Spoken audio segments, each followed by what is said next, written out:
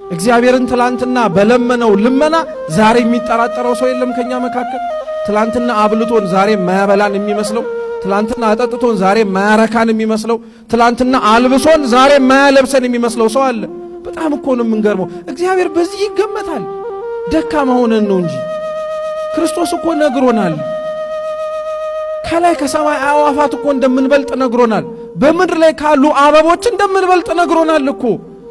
የሰማይ አዕዋፋትን ተመልከቷቸው፣ አይዘሩም፣ አያጭዱም፣ አይኮተኩቱም። ነገር ግን እግዚአብሔር ምግባቸውን ይሰጣቸዋል አለ። እግዚአብሔር እየጠበቀን ስንት እኮ ያራቀብን ነገር አለ። እየፈለግነው እኮ ሊሆን ይችላል። እኛ ያስፈልገናል ብለን ለምነናል፣ ይሄ መሆን አለበት ብለናል። እግዚአብሔር ግን ጥቂት 1 ዓመት 2 ዓመት 3 ዓመት ያዘገየዋል። እኛ ስንረሳው እሱ ስቦ ያመጣዋል። እኛ ለራሳችን ምቹ ጊዜ ምቹ ሁኔታ አቅደን እንደምንሰራው እግዚአብሔር በእኛ ሕይወት ላይ እኮ ምቹ ጊዜና ምቹ ሰዓትም ይፈልጋል። እግዚአብሔር እንዲህ አይነት አምላክ ነው። እኛ ለራሳችን ከምናስበው እሱ ለኛ የሚያስበው ስለሚበልጥ